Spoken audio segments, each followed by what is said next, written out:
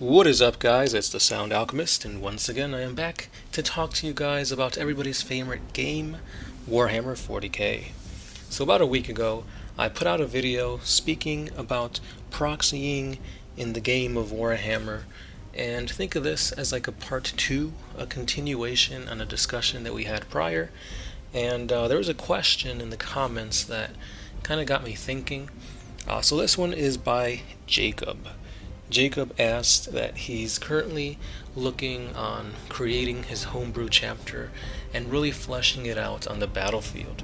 So he's going to run it as the core rules of the Salamander Space Marine chapter. However, lore-wise for his homebrew, he wants to have wolves in his Salamander army. Obviously, wolves would be something borrowed from the Fenrisian wolves from the Space Wolf Space Marine chapter. So his question is, can you do this? Can you pick units from other forms of the game and play them into your own homebrew aesthetic, I guess? Because narratively speaking, lore-wise, that makes sense for his own homebrew, and that's what would be played on the tabletop. Now that's kind of a summary of your question, but it hits all the main points. So I think this could be answered in two ways. The first and the easiest is, sure, do what you want, bro. This is your custom homebrew Space Marine chapter, your own rules, your own lore attached to it. So if your army does use space wolves, or wolves for that matter, and the only rules that seem plausible to you are within the Space Wolves Codex, I'd say go ahead and do it. For the most part, this isn't going to be a very balanced army when you start doing things like this, because obviously 40k, it's not really balanced, but at the same time, picking and choosing what units to use is going to become something that's really going to tip the scales in one way or another. Usually you're going to pick units that are good. Why wouldn't you? And obviously the more units you pick and choose, the less balanced the game becomes. And that's quickly going to be shown in your games. I say go ahead and do this because this is an army for fun. Usually homebrew armies aren't quote-unquote tournament legal, so this wouldn't be an army that you take to like 40k tournaments, depending on what Warhammer store you visit or the rules that your local hobby shops have. Sometimes you have to use official GW sculpts, models, that kind of thing, and you have to play officially by like their rules and whatnot. So depending on how nitpicky things are, you may not even be able to play this at your local hobby place. Obviously you can play this, at home, on your kitchen table or wherever, with friends, that kind of thing. And it's something that is really, how do I put this? I wouldn't say frowned upon, but when you're playing a game as complicated as Warhammer 40k, the more you start to divulge or bend rules or create homebrew stuff, the more complicated it quickly becomes. So I, for one, I have my own homebrew for Space Marines and Chaos Space Marines. They both divulge from the 11th Legion. And as you can see in the thumbnail and the images here, when it comes to Chaos, I don't like the sculpts for the Chaos Demon Princes. In my opinion, they're way too small. They're not as intimidating looking. And when I picture a Demon Prince, I think of a hulking behemoth that is pretty much invulnerable to any and all weapons fire. Like, just in my mind, think of the Hulk, just like 20 times bigger, just charging at you. And the model that you see on the other side is a model by, I believe it's either Creature Caster. Yeah, it's Creature Caster. That embodies exactly what I think of Demon Princes looking like. Don't get me wrong, like obviously GW, well, I guess it's an older sculpt. When you think of it, the Demon Prince sculpt for GW, it's pretty old. They really need to update that. But you can kind of see where things lack. It's not very realistic. It's almost cartoony looking. Um, and so because of that, I'm not changing the stats. I'm not changing, or I'm not borrowing from another codex. I'm literally using the exact same rules for a Demon Prince. I'm just using a different sculpt. The takeaways from that is that obviously in the sculpt that I'm using by Creature Caster, that Demon Prince is massive. So I'm already giving myself a handicap for using essentially the rule of cool. So because it's such a bigger model, its footprint is bigger, so its base would be easier to charge at since it is a bigger base, I believe. And not just that, but drawing line of sight to it is easier for my opponent, meaning I won't be able to hide it behind cover as easily. And I will be getting charged easier because of the size of the base.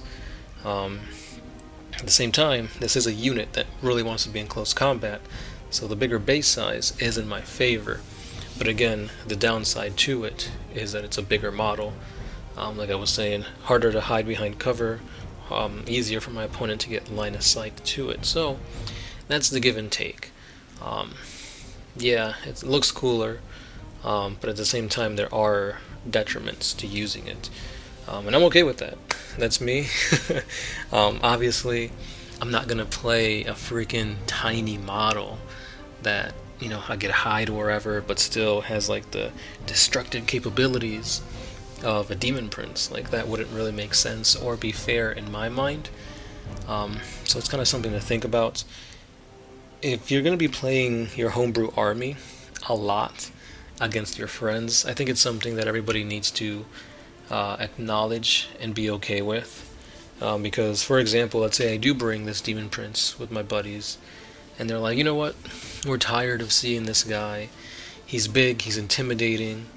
The base isn't proportionate to what a Demon Prince is. It's like you're kind of bending the rules at that point, and I'm like, okay, I'll stick to something else, or maybe I won't use it for that game, or I'll just hold on to it for more, I guess, narrative purposes. There's also the other model that you see here.